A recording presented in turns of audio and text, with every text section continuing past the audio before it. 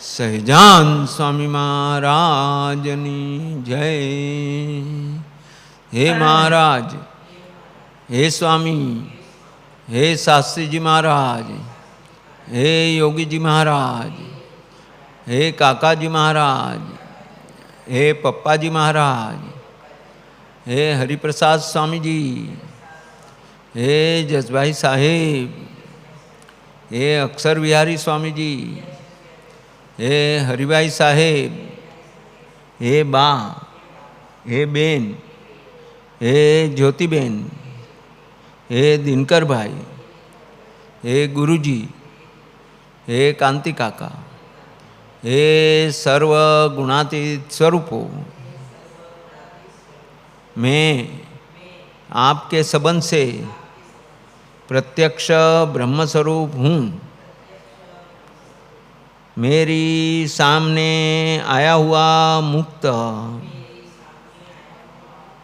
अखंड दिव्य मनाए, ब्रह्म की मूर्ति मनाए, सिर के ताज मनाए और उनकी स्वधर्म युक्त महात्म्य सहित सेवा कर पाए, ऐसा आपके बल से, आपकी कृपा से, केवल आपके अनुग्रह से सहज ही दृढ़ कराना।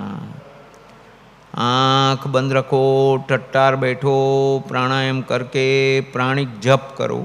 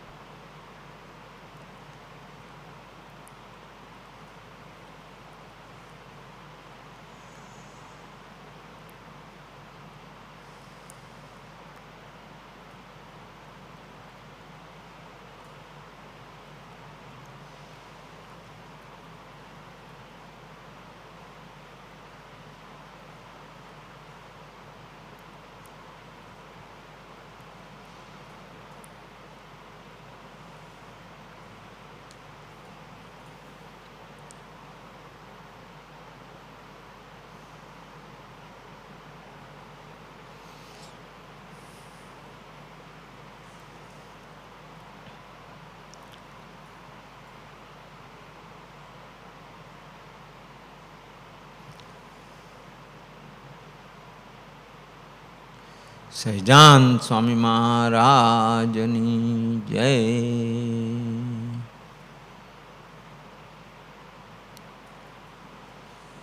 કદી ઉપેક્ષા કોઈની ન કરતો, લગીર અપેક્ષા વળી ન ધરતો, ચરણ કમળની અલ્પ નિરજના, જીવનું કેવળ રૂડું જ કરતો, વિવિધ જીવોના વિષ વિગોળી,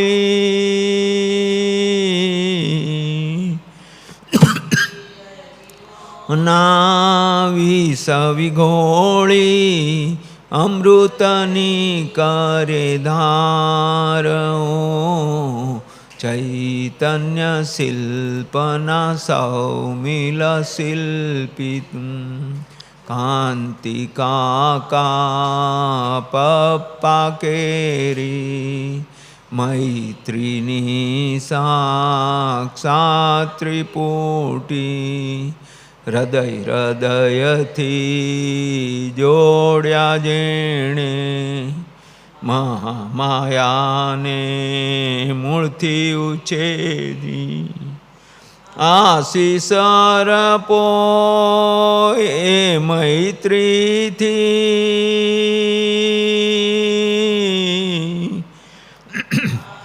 અર્પો એ મૈત્રીથી, સ્નેહલ ભાવ દ્રઢ થાય, ચૈતન્ય શિલ્પના સૌમિલ શિલ્પિત.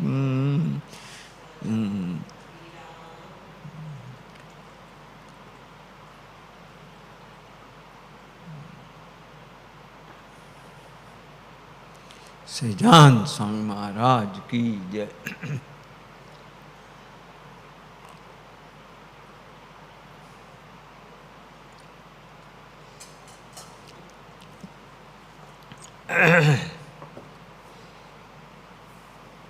શ્રીમદ સદ્ગુણશાલિનમ ચિદચિદી વ્યાપ્તમ ચ દિવ્યાકૃતિમ, જીવે સાક્ષરમુક્તકોટિસુખદમ નૈકાવતારાધિપમ, જ્ઞેયં શ્રીપુરુષોત્તમં મુનિવરૈ વેદાધિકીર્ત્યમ વિભું, તન્મૂલાક્ષરયુક્તમેવ સહજાનંદમ ચ વંદે સદા, જેની અમૃતવાણી તો વૈરહી સાક્ષાત મહિમા રૂપે, જેની બ્રાહ્મી સ્થિતિ અહોલી ન કરે શું ભવ્ય અક્ષરપદે, શરણાગત નિજ અલ્પ જીવ સહુના શ્રેયાર્થે તત્પર રહે, કાકા સ્નેહલ સિંધુ દિવ્ય વિભુને હૈયું તો વંદન કરે. બોલો સહજાન સ્વામી મહારાજની જય. અક્ષર પુરુષોત્તમ મહારાજની જય. ગુણાતીતાનંદ સ્વામી મહારાજની જય. ગોપાળાનંદ સ્વામી મહારાજની જય. ભગતજી મહારાજની જય. જાગા સ્વામી મહારાજની જય. કૃષ્ણજી અદા મહારાજની જય. શાસ્ત્રીજી મહારાજની જય. યોગીજી મહારાજની જય. કાકાજી મહારાજની જય. પપ્પાજી મહારાજની જય. હરિપ્રસાદ સ્વામી મહારાજની જય. અક્ષર વિહારી સ્વામી મહારાજની જય. પ્રમુખ સ્વામી મહારાજની જય. મહંત સ્વામી મહારાજની, સંત ભગવંત ગુરુવર્ય સાહેબજી મહારાજની જય. પ્રેમ સ્વરૂપ સ્વામી મહારાજની જય. ગુરુજી મહારાજની જય. નિર્મળ સ્વામી મહારાજની જય. કોઠારી સ્વામી મહારાજની જય. દિનકર સ્વામી મહારાજની જય. વસીભાઈ મહારાજની જય. બા બેન જ્યોતિબેન, દીદી દેવીબેન, દારાબેન, સૌજન્યબેન, પ્રેમબેન, યોગિનીબેન, આનંદી દીદી, સર્વ સંત બહેનોની જય જય જય. સર્વ ગુણાતીત સ્વરૂપોની જય જય જય. ગુણાતીત સમાજની જય. આજ કે આનંદ કી જય. સદગુરુ દેવ કી જય.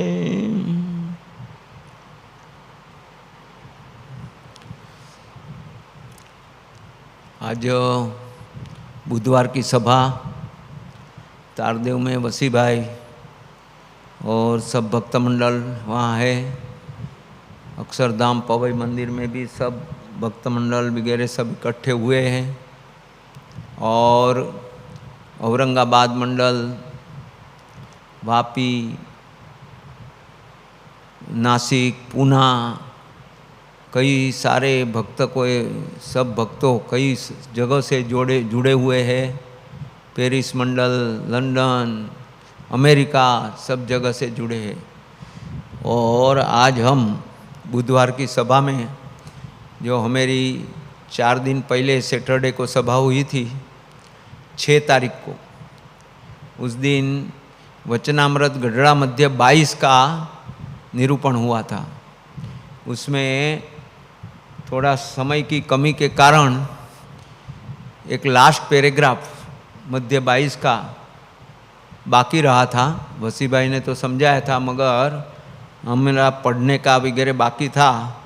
तो मैं बोला आज बुधवार की सभा में मोस्टली बहुत सारे भक्तों हाजिर होते हैं और हमारा ये तो बुधवार की सभा में होएगा तो वो रिकॉर्डेड भी रहेगा। मगर ये बात को मध्य 22 का पार्ट 2 वो आज हम आगे पढ़ते हैं।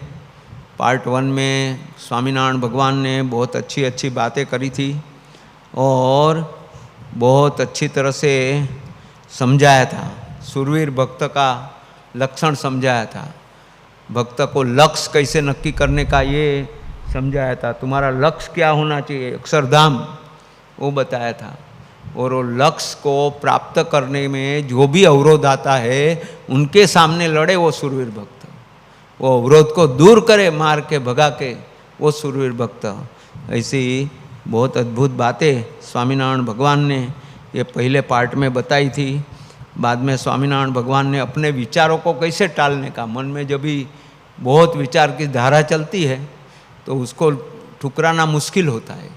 वो स्वामीनारायण भगवान ने अपना वृत्तांत से बात करी। उसको तो ऐसा कोई होता ही नहीं है, मगर अगर आपको टालना है तो आपको देह रूप में से आत्मा रूप में जाना पड़ेगा, तो आपके विचार टलेंगे, संकल्प के मंदवार टल जाएंगे और वापस कांकर ये गया नहोता ने मेड़ो भरायो नहोतो, ऐसी परिस्थिति आपकी प्राप्त होगी। उसके बारे में, सुरवीर भक्त के बारे में ये सब बातें हुई थी। उसमें एक बात ये भी हुई थी कि कोई भी लक्ष्य प्राप्त करने के लिए, कोई भी डिसाइड करने के लिए हमारे पास 4 स्टेप है उसका, कि भाई आपने जो भी नक्की किया वो 4 बात ख्याल होना चाहिए। आपके लक्ष्य नक्की किया तो 4 बात को आपका लक्ष्य के ऊपर ध्यान होना चाहिए। पहला तो आपको ये मालूम होना चाहिए कि मेरे को कहाँ जाना है, लक्ष्य मेरे को कहाँ पहुँचना है, किसको हराना है, किधर तक जाना है, वो मालूम होना चाहिए। दूसरी बात, वो जो जिधर पहुँचना है वो कितना दूर है, 2 किलोमीटर है, 5 किलोमीटर है, 50 किलोमीटर है, 50 योजन है, कितना है, वो एक मालूम होना चाहिए कि वो कितना दूर है। नहीं तो हम हर रोज पूछेंगे कितना बाकी रहा, कितना बाकी रहा, मगर आपको मालूम है कि मैंने खाली 2 डगला भरा है तो बहुत लंबा बाकी है अभी, तो कितना लंबा है वो मालूम पड़ना चाहिए। तीसरी बात है कि वहाँ तक पहुँचने में आपके पास शक्ति, आपके पास साधन, आपके पास क्या सुविधा है, वो भी आपको पता चलना चाहिए कि मेरे को वहाँ तक पहुँचना है तो वहाँ जाने में रॉकेट चाहिए, तो रॉकेट है आपके पास, और रॉकेट का इंतजाम करना पड़ेगा। कार चाहिए, क्या शक्ति है आपके पास, ऐसे वो भी आपको मालूम होना चाहिए। और चौथी बात, वहाँ तक पहुँचने में आपके बीच में अवरोध क्या आता है, क्या क्या हर्डल्स है उसमें, वो भी आपको मालूम होना चाहिए, तो आप लक्ष्य तक पहुँचेंगे। और उसके लिए सुरवीरता बहुत ज़रूरी है। और सुरवीर वही है, जैसे बोले मन को जीते वो सुरवीर, तो मन इसमें बहुत हमें वमड़ चलाते हैं और उसमें आदमी हार जाते हैं। तो बोलते हैं मन स्ट्रांग होना चाहिए, माइंड। और उसके ऊपर भी स्वामीनारायण भगवान ने अपना पूरा वृत्तांत बताया कि हमको मन में ऐसा विचार आया, ऐसे विचार आया, हम तो धोड़का चले गए, धोड़का की राणों में रात बिताया और धीरे धीरे धीरे करके सब विचार ये कर दिया। बाद में बोलते ऐसे विचार की निवृत्ति हो गई। बाद में क्या होता है वो भी महाराज ने बताया कि बाद में सब बड़े बड़े देवलोक वगैरह सब बहुत अच्छी अच्छी सामग्री लेके आए, महाराज ये ग्रहण करो, महाराज ये ग्रहण करो, मगर हमने किसी में भी रुचि बताई नहीं। ये बात महाराज ने बहुत अच्छी तरह से ये बताया है। अभी आगे पढ़ते हैं। પછી શ્રીજી મહારાજ બોલ્યા જે વાસુદેવ મહાત્માને વિશે એકાંતિક ભક્તના ધર્મ કયા છે। वासुदेव महात्मा की बात करी और वो वासुदेव महात्मा है वो स्कंद पुराण में कहते हैं, जो वसी भाई ने भी बताया था कि स्कंद पुराण में बहुत छोटा अध्याय है और वो अध्याय में नर नारायण देव और नारद जी का संवाद है और उसमें जो महिमा की बातें करी है वो बात उसमें एकांतिक धर्म का, एकांतिक भक्त का जो धर्म कहा है वो बात कही है। तो यहाँ महाराज अपनी बात नहीं करते, महाराज वासुदेव महात्मा में जो एकांतिक भक्त का धर्म कहा है उसकी बात करते। नहीं तो महाराज की बात वही है कि जो एकांतिक भक्त कौन, तो धर्म ज्ञान वैराग्य भक्ति चारों बहुत अच्छी तरह से जिसमें है वो एकांतिक भक्त। मगर यहाँ महाराज एकांतिक भक्त की बात करते हुए पहले वासुदेव महात्मा का रेफरन्स देते हैं। एकांतिक भक्त होय ते पोतानुं रूप देह माने नहीं, पहला आत्मा रूप माने, पोताने चैतन्य रूप माने अने सधर्म ज्ञान ने वैराग्य तेने सहित भगवान की भक्ति करे। धर्म ज्ञान वैराग्य ने भक्ति वो चारों चीज उसमें है, महिमा एक सहित ने एक भगवान विना बीजा कोई पदार्थनी वासना राखे नहीं અને એ જ્યારે એ ભગવાનને ભજીને આવી રીતનો સાધુ થયો ત્યારે સાધુ થકી કોઈ બીજી મોટી પદવી નથી। तो यहाँ आया साधु, साधु से बड़ी पदवी नहीं है। ऐसा कहा जाता है कि एक बार बहस हो गई और उसमें पृथ्वी बोली कि मैं सबसे बड़ी हूँ, मेरे से सब कुछ चलता है। तो शेषनाग बोले भाई तू मेरे सर पे क्यों खड़ी हो, इसलिए तू कैसे बड़ी, मैं बड़ा हूँ। तो शेषनाग बड़ा हो गया। तो शंकर भगवान ने बोला तू बड़ा है तो मेरे गले में क्यों आया, इसलिए मैं बड़ा हूँ, तू बड़ा नहीं है। तो हिमालय ने बोला कि भाई शंकर भगवान मेरे कैलाश में क्यों खड़े हो, तुम बड़े हो तो मेरे ऊपर क्यों खड़े हो, मैं तुम्हारे ऊपर खड़े रहना चाहिए, ये तो तू मेरे, इसलिए मैं बड़ा हूँ, तुम्हारा भार झेल रहा हूँ। तो बोलते हिमालय बड़ा है। बाद में रावण बोलता है अगर तू बड़ा है तो मेरे हाथ पर कैसे आ गया, मैंने तुमको हाथ में लिया और हिलाया। हाँ? तो रावण बड़ा है। रावण बोलते मैं बड़ा है। तो राम बोलते हैं, किसी ने बोला कि रावण तू बड़ा है तो राम के हाथों से क्यों मरा, तो कौन बड़ा है, राम बड़ा है, राम भगवान ने उसको मारा। तो फिर किसी ने बोला अगर राम भगवान बड़े हैं तो वो संत के हृदय में क्यों रहा, तो संत के हृदय में राम भगवान रहे हैं, प्रभु रहे हैं, तो कौन बड़ा हो गया, संत। इसलिए संत जैसी कोई बड़ी पदवी, साधु जैसी कोई बड़ी पदवी नहीं। साधु के हृदय में भगवान अखंड रहते हैं तो वो सबसे बड़े हैं। तो ऐसे परम भागवत भक्त सबसे श्रेष्ठ है। ऐसे साधु का जीवन होता है ना, वो सादा होता है, सिंपल, नो कॉम्प्लिकेशन, सच्चा जीवन होता है, उसमें कोई गड़बड़ नहीं होता है। क्या बोलते हैं, रियल जीवन जीते और वो अच्छा जीवन जीते। साचू सरल અને સાદું જીવન હોય છે। इसमें सरलता, सहजता, सरसता वो सब गुण होते। एक्चुअली ऐसा देखा जाए तो संत है ना, वो हमारे जीवन में बहुत बड़ा काम करता है। ऐसा कहा जाता है कि जिसको माँ बाप अच्छे मिले ना उसका बचपन अच्छा गया। जिसको वाइफ अच्छी मिले उसका मिडल एज वो अच्छा जाएगा, और जिसको अपने बच्चे अच्छे हो गए उसका बुढ़ापा अच्छा जाएगा, मगर जिसका सच्चा संत मिला उसका पूरा जीवन अच्छा जाएगा। उसको ये सब की जरूरत नहीं है, संत है तो इसलिए संत की पदवी बहुत बड़ी है।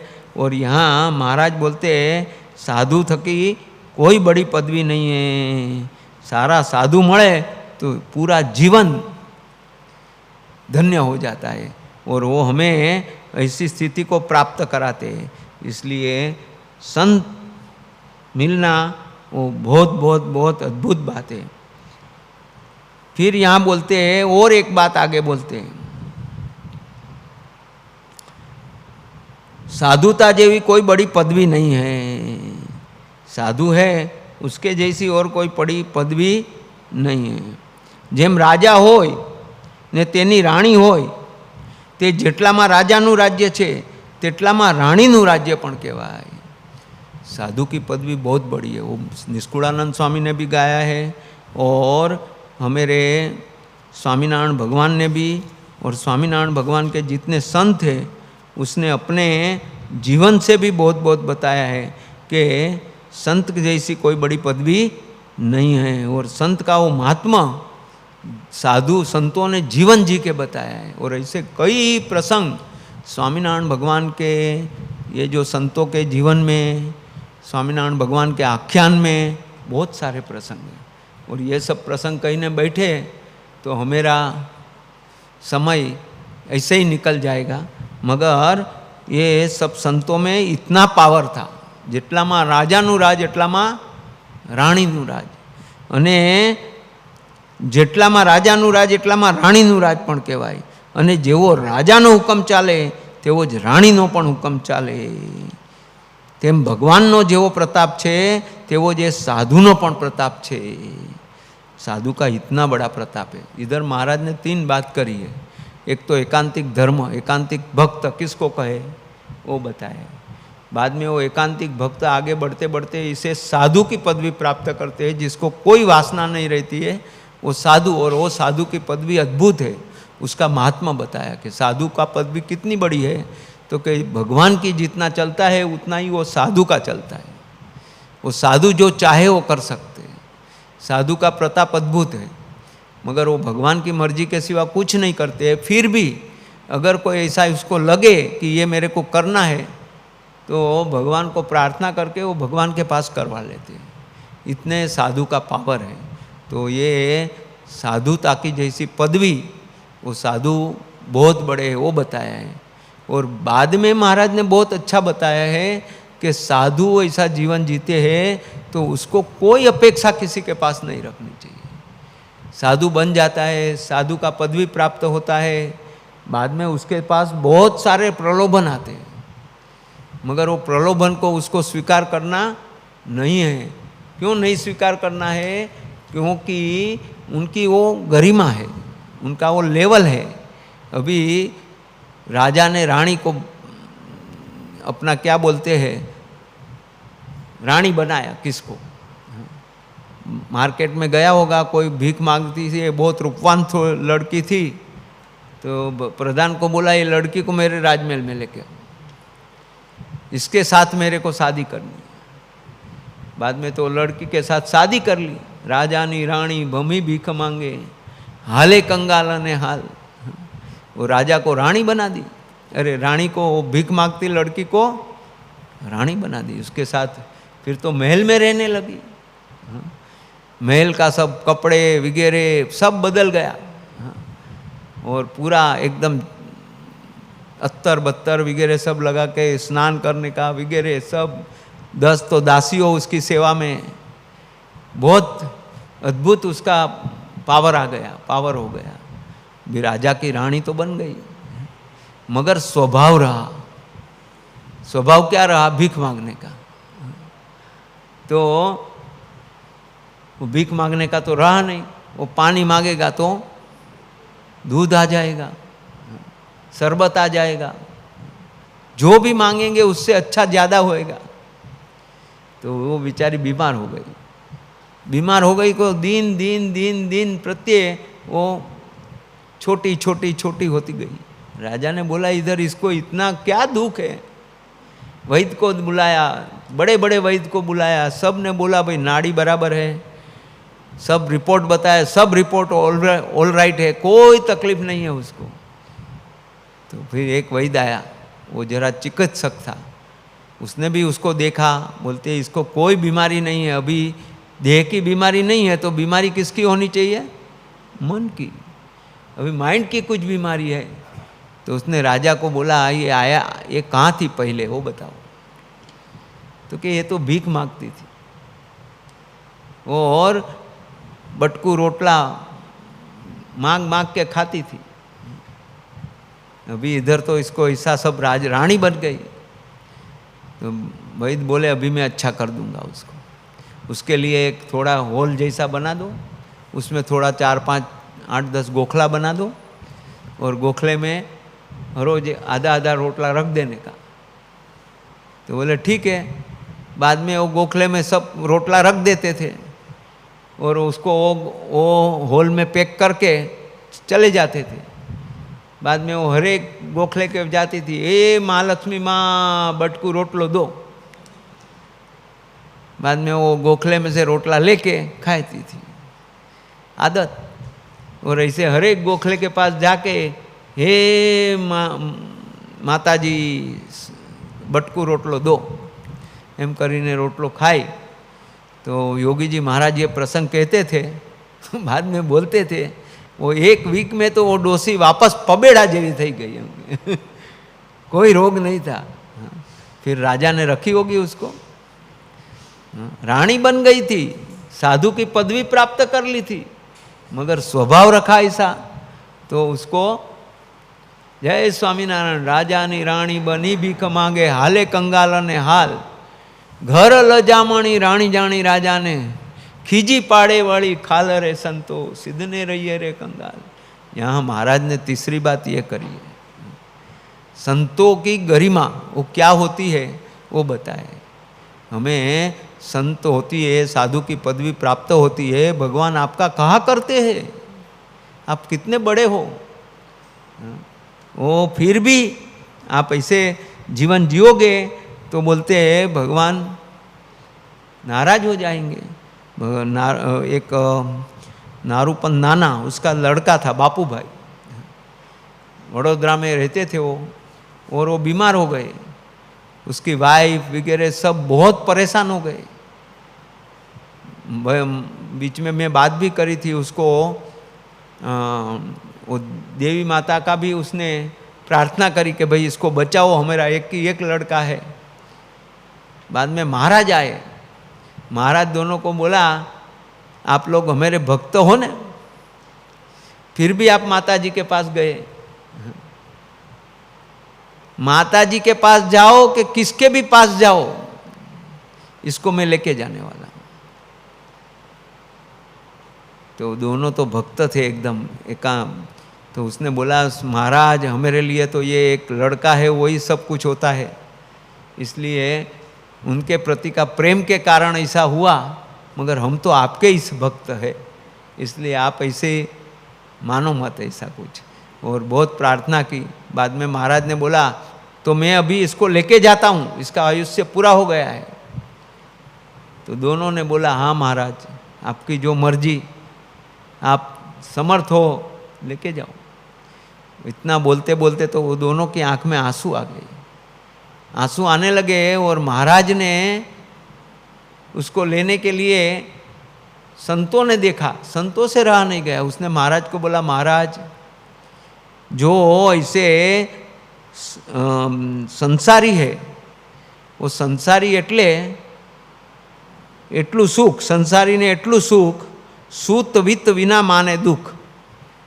सूत मीन्स लड़का और वित्त मीन्स पैसा, पैसा और पुत्र, उसके बिना वो दुखी मानते हैं अपने को। भले सब कुछ है मगर पुत्र नहीं है और धन नहीं है तो वो दुखी मानते हैं अपने को। तो बोलते हैं संसारी को तो वही है और ये तो संसारी जीव है, आप उसकी और कोई बातें नज़र में मत लो। अगर आप चाहो तो उसको जीवित कर सकते हो। इसका एक ही लड़का है। संतों की बात महाराज ने सुनी और महाराज ने बोला ठीक है, उसको जीवत दान दिया और उनको बड़ा भक्त बनाया। तो कहना क्या है कि संत महाराज को प्रार्थना करते हैं तो भगवान को सुनना पड़ता है। गोपाल स्वामी का तो ऐसे बहुत सारे प्रसंग है। ऐसे प्रसंग में जाएंगे तो वो बहुत लंबा लंबा प्रसंग है सब। गोपाल स्वामी के पास एक भक्त आया और उसने बोला, ग्रहण अटकाया। वो कृष्णराम शास्त्री ने भूल से गलती से कह दिया कि ग्रहण नहीं होने वाला है, और ग्रहण होने वाला था, उसकी गलती हो गई थी। तो गोपाल स्वामी के पास आया और ग्रहण होने वाला था, उसको बाद में मालूम पड़ा।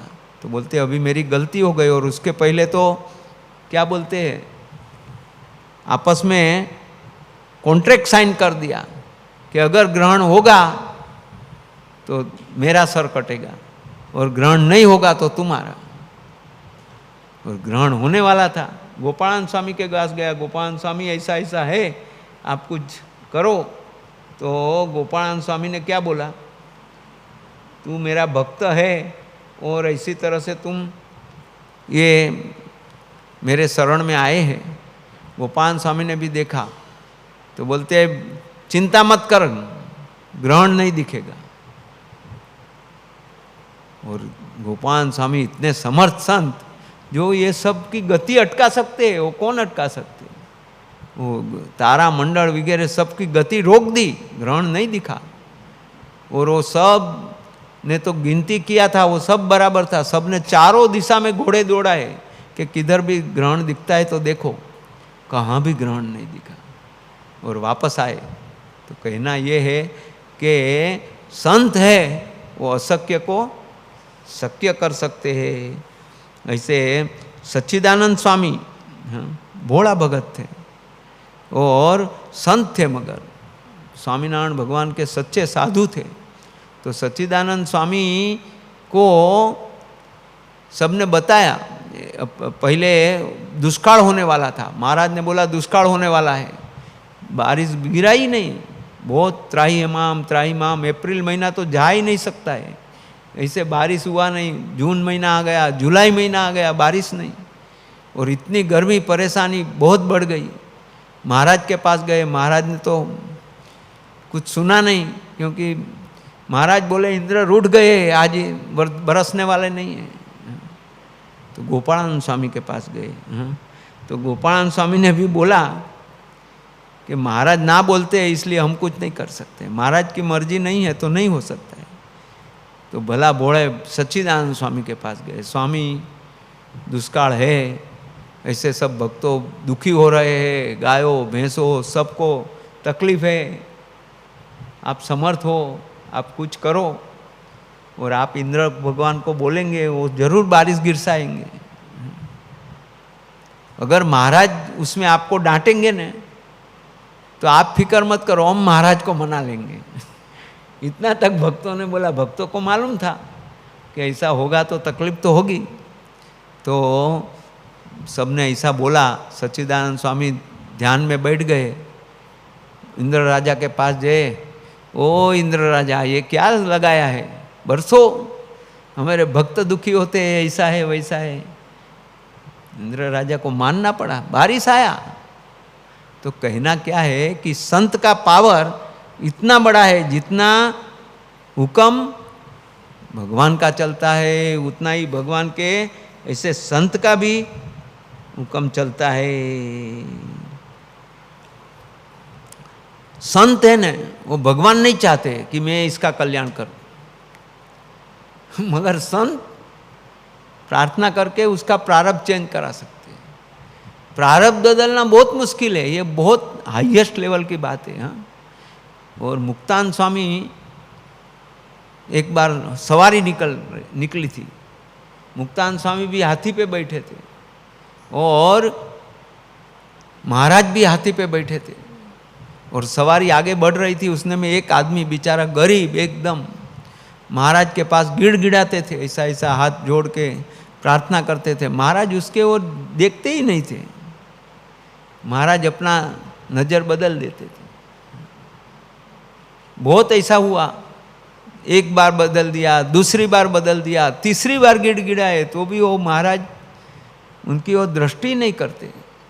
मुक्तानंद स्वामी देखा, मुक्तानंद स्वामी ने अपना हाथी महाराज का हाथी से लगोलग लिया और महाराज को बोला, प्रभु ये बेचारा कभी से आपका ये कर रहा है, गिड़गिड़ा रहा है, आपको प्रार्थना कर रहे हैं, आप उसकी ओर थोड़ी तो दृष्टि करो, गरीब है और इतना गिड़गिड़ाता है, तो आप थोड़ा तो उसके ऊपर दृष्टि करो तो कुछ होए, उनका आत्मा ने उसको कुछ सुखी होए। तो महाराज ने क्या बोला, हमको ये इच्छा होती ही नहीं है कि उसको मैं सुखी करूं। महाराज बोलते हैं मुझे ऐसी इच्छा नहीं होती है। महाराज स्पष्ट बोलते हैं मुझे इच्छा नहीं होती है कि उसको मैं सुखी करूं। फिर मुक्तानंद स्वामी ने फिर प्रार्थना करी, महाराज जीव तो जीव है, आप जीव का गुनाह के सामने कहाँ देखते हो, आप तो दयालु हो, आप उसके ऊपर दया करो। मुक्तानंद स्वामी माँ जैसे साधु, नहीं तो ऐसा होता है ना, जनरली हम लोग सात्विकता में रहते हैं, इसने ऐसा किया है ना, उसको ऐसा गुनाह का सजा मिलना ही चाहिए और ऐसा ही होना चाहिए। मगर भगवान कभी ये नहीं करते। मगर कभी ऐसा कोई बड़ा वो हो अपराध होता है तो भगवान उसके सामने भी नहीं देखते। तो अभी ऐसा बोला, फिर मुक्तानंद स्वामी ने प्रार्थना करी तो महाराज ने फिर दृष्टि करी और बोला मुक्तानंद स्वामी को कि मुक्तानंद स्वामी, ब्रह्मांड के सारे जीव को सुखी करने में मेरे को संकल्प करने में मेरे को कठिन नहीं लगता है, मगर ये एक जीव के सामने दृष्टि करने में मेरे को उससे भी ज़्यादा कठिन लगा। तो मुक्तानंद स्वामी ने पूछा कि उसने किया क्या था कि आपको इतना कठिन लगा, इसने ऐसा क्या पाप किया था। तो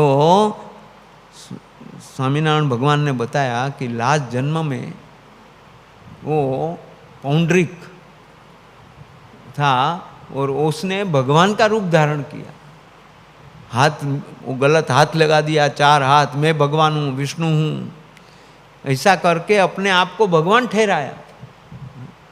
मैं ऐसा हूँ, मिथ्या भगवान होके पूजे अपने की पूजा करवाई, वो थे नहीं, और ऐसा दंभ किया। इसी के कारण उसका जो पाप है वो इतना है कि मेरे को उसके सामने देखने को भी इच्छा नहीं होती। मगर संत, जब भी राजा कोई सजा किसी को दे दे तो रानी है वो राजा को बोल सकती है कि इसकी सजा माफ करो, ये सजा मत करो। तो वो टाइम में संत का पावर राजा से बढ़ गया, मगर वो क्या होनी चाहिए, राजा की रानी होनी चाहिए। इसी तरह से हम भगवान के सच्चे संत होने चाहिए, हम भगवान के सच्चे भक्त बनने चाहिए, ऐसे एकांतिक साधु बनने चाहिए, ऐसी पदवी प्राप्त करनी चाहिए। तो ये भगवान स्वामीनारायण के संतों कैसे, हाँ आज भी ऐसे संतों कितना पावरफुल है। ऐसे तो बहुत सारे संतों का महात्मा की बातें हैं, मगर वो सब में हम नहीं जाते हैं। मगर कहना ये है कि इतना पावर उसको मिलता है।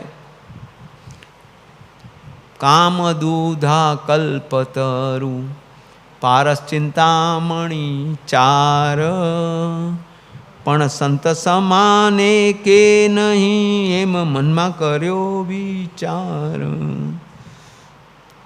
4 बात, वो एक भी चीज होएगी ना तो आपको पूरा। तो संत क्यों इतना बड़े हैं? पारस, चिंतामणि, कामदूधा, कल्पतरु, वो 4 बात है, वो भौतिक सुख देते।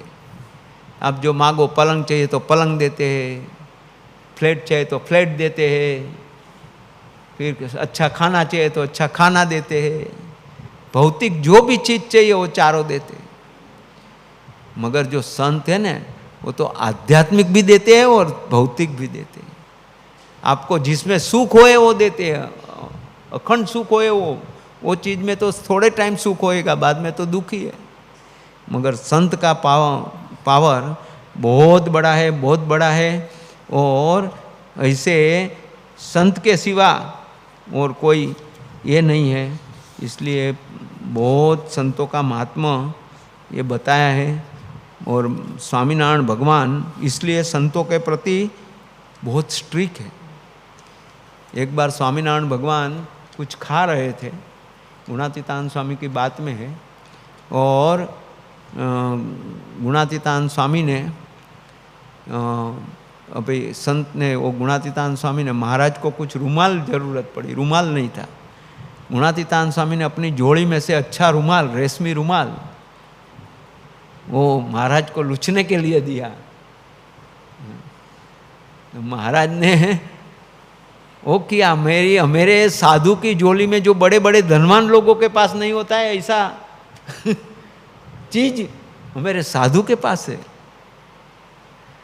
देखो महाराज को ये भी नहीं पसंद था। मेरा साधु सिंपल होना चाहिए, सरल होना चाहिए, डाउन टू अर्थ, सेवक के सेवक होने चाहिए। तो यहाँ महाराज ने वो बात करी है कि માટે તુચ્છ એવા જે સંસાર, हाँ तेम भगवानનો જેવો प्रताप છે वो साधुનો प्रताप છે। अभी साधु इतनी बड़ी पदवी है तो बोलते तुच्छ एवा जे संसारना सुख ते साधु ने इच्छवा नहीं। अभी साधु ऐसा बड़ा है और वो तुच्छ संसार के सुख के पीछे पड़ेंगे तो क्या होगा? हाँ, तो ऐसा ही लगेगा ये साधु कैसे। तो साधु को तुच्छ एवा संसारना सुख ते इच्छवा नहीं। कहाँ जे ये साधु જ્યારે ભગવાનના ધામને પામે છે ને ત્યારે અનંત કોટી બ્રહ્માંડના પતિ જે બ્રહ્માદિક ઈશ્વર તે ભગવાનને અર્થે જેમ અનંત પ્રકારની ભેટ સામગ્રીઓ લાવે છે તેમ સાધુને અર્થે પણ લાવે છે। जब भी उसका लास्ट मोमेंट आता है और वो ब्रह्मा अक्षरधाम में प्राप्त होते हैं तो उनके लिए बहुत सारी भेंट सौगात आती है। हाँ, वो साधु बोला ना, एक साधु कि मैं जब भी धाम में जाऊंगा तो ऊपर से नगारा बजेगा, ढोल नगारा बजेगा कि हाँ भाई ये बड़े संत आए, बड़े संत आए। वो साधु को विश्वास था कि मैंने ऐसा जीवन जिया है तो मेरे लिए ढोल नगारा लगने वाला है। मेरे में किसी में भी आसक्ति नहीं है, कुछ नहीं है। ऐसा लेके उसने अपने शिष्य को सबको बोल दिया था कि मैं धाम में जाऊंगा, ढोल नगारा बजेगा। धाम में चला गया, वो ढोल नगारा नहीं बजा। तो सबको बेचारा संतों को जो साथ में था उसको लगा कि अरे यार ये क्या हुआ, इसने कितना ऑथेंटिक बोला था ढोल नगारा बजने वाला है, इसलिए कोई अच्छे संत को बुलाया, बड़े रियलाइज ऐसा ऐसा हुआ ऐसा। उसने बोला था ऐसा है तो उसको पूरा कॉन्फिडेंस था कि मेरे में किसी में भी ये नहीं है तो बजना तो चाहिए, क्यों नहीं बजा। इसलिए उसने सब बातें पूछी, क्या हुआ था, कैसा हुआ था। फिर बोला वो सोए थे और ध्यान में लग गए और धाम में चले गए। कहाँ सोए थे? तो कि बोर्डी के झाड़ के नीचे सोए थे। उसको वहाँ देखा, सुलाया था, वहाँ ऊपर एक बड़ा बोर था। तो बोलते हैं जब भी धाम में जाने वाला था तभी उसकी आंख वो बोर के ऊपर पड़ी और उसका जीव वो बोर में अटका हुआ है। बोर तोड़ के लेके आओ। और वो बोर को तोड़ा तो उसमें से कीड़ा निकला। कीड़ा जैसा ही मरा ढोल नगारा बजा। तो कहना क्या है कि इसलिए यहाँ बोलते हैं महाराज जागृत करते हैं कि हम संत की कितनी ये होनी चाहिए, हमें कैसा जीवन जीना चाहिए। हाँ, ऐसा हम किसी को भी पास कुछ मांगते हैं न तो बोलते हैं हम क्या बोलते हैं उसको, दुखी करते हैं किसी को। कुछ मांगना वो दुखी करना जैसा है, तो मांगना चाहिए ही नहीं। वो सामने से कोई देंगे तो भी ना भाई नहीं चाहिए। हम अच्छे हैं, हम को नहीं चाहिए, ऐसा होना चाहिए। तो यहाँ बोलते हैं कि બ્રહ્માદિક ઈશ્વર તે ભગવાનને અર્થે જેમ અનંત પ્રકારની ભેટ સામગ્રીઓ લાવે છે તેમ સાધુને અર્થે પણ લાવે છે। સાધુ કા ધર્મ હે ને ભગવાનને પ્રતાપે કરીને એ સાધુ अलौकिक ऐश्वर्य सामर्थ्य ने पामे छे। बहुत बड़ी सामर्थ्य मिलती है, बहुत ऐश्वर्य प्रताप होता है। एवो मोटो विचार हૈયામાં રાખીને एक भगवान बिना बीजू कांई पण मनमा ઈચ્છવું नहीं। भगवान के बिना कोई भी इच्छा रखनी नहीं चाहिए। कोई मुझे ऐसा बड़ा सरपाव दे दे, कोई ऐसा कर दे, मेरे को कोई i15 ला के दे दे, ऐसा भी होता है ना, मगर कुछ नहीं चाहिए। संत तो बोलेंगे भाई लो लो लो आप लो, नहीं चाहिए भाई, मेरे को नहीं हो, ऐसा है वो ठीक है। तो ऐसे हमारा अंदर में ऐसे भाव जो होना चाहिए ना कि भाई नहीं चाहिए मेरे को, मैं प्रभु में रहना चाहता हूँ। मेरे को जितना साधन मेरे पास ज़्यादा उतना मैं भगवान में से कम निकल आऊँगा, भगवान की भक्ति कम करूँगा। तो जितना कम है साधन, जितना कम वो है उतना मैं भगवान में ज़्यादा रहूँगा। तो यहाँ बोलते बीजू कांई एक भगवान बिना बीजू कांई पण मनमा ઈચ્છું नहीं। અને જેમ હાથમાં ચિંતામણી આવી ત્યારે તે ચિંતામણીને જતન કરીને રાખવી। और जैसे आपकी साधुता आपको प्राप्त हुई है वो चिंतामणि से भी बहुत बड़ी है, तो उसको वेड़फी नहीं नाखवी। એટલે गुजराती में ऐसा कहेवत है कि आपके पास चिंतामणि है तो कौवा उड़ाने में उसको फेंक नहीं देने की। आपको कौवा उड़ाने में चिंतामणि को पत्थर माना, कौवा को उड़ाया, क्या मिला? गई चिंतामणि कौवा उड़ाने में। ऐसे हमें वेड़फी नहीं नाखवी। केम जे जो हाथमा चिंतामणि छे तो जे पदार्थ ने ઈચ્છે તે પદાર્થને આપશે, તેમ ભગવાનના ભક્તને મૂર્તિ રૂપી ચિંતામણીને ઝાલી રાખવી, પણ તે મૂકવી જ નહીં। भगवान के भक्त को मूर्ति रूपी चिंतामणि को पकड़ के रखना, वो छोड़ना नहीं। भगवान की मूर्ति को छोड़ना नहीं। जैसे भगवान की मूर्ति की स्मृति गई, छोड़ा तो मरण एकांतिक भक्त को, ऐसा कहा जाता है।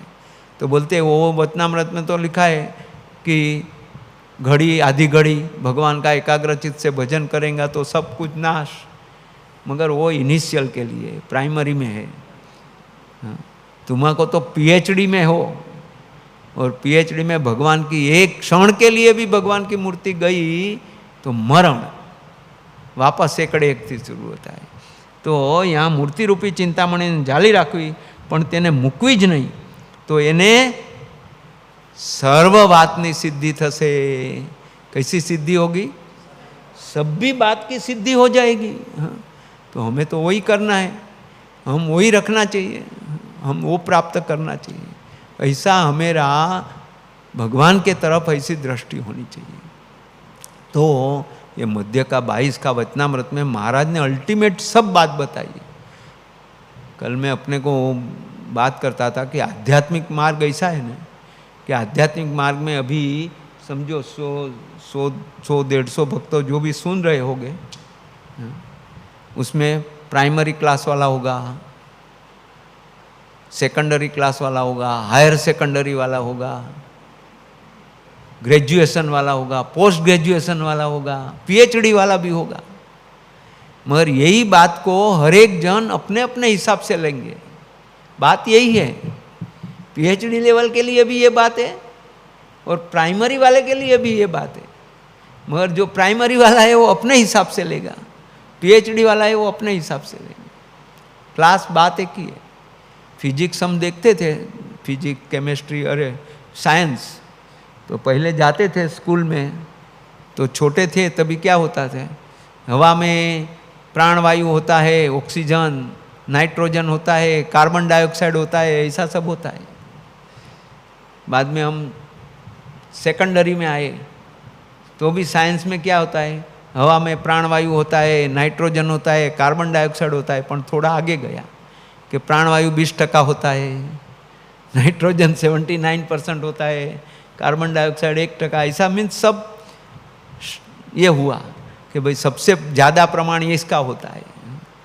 और बाद में और आगे गया तो बाद में वो प्राणवायु, नाइट्रोजन, कार्बन डाइऑक्साइड से भी और 5 ज़्यादा होएगा हवा में, ये भी सब है। मीन जैसा जैसा जैसा आगे जाते ऐसा उसकी डिटेल ये बढ़ती जाती है, हमारा कंसंट्रेशन बढ़ते जाता है, हमारी जो अर्ज है, हमारी जो भाव है प्रभु को राजी करने का, भगवान को ही प्राप्त करने का, वो बढ़ते ही जाता है, बढ़ते ही। इसलिए साधु को अलर्ट कर रहे हैं वहाँ, भगवान के भक्त को भी अलर्ट कर रहे हैं कि भाई आपको क्या करना है, ये बात करो, ये सुरवीर बनो। ऐसी बात ये मध्य 22 में स्वामीनारायण भगवान ने बहुत अच्छी तरह से बताई है। इतना थोड़ा बाकी था, सॉरी, तो आज के दिन के लिए ये पूर्ण किया। पार्ट 2 गडरा मध्य 22। सजान स्वामी महाराज की जय।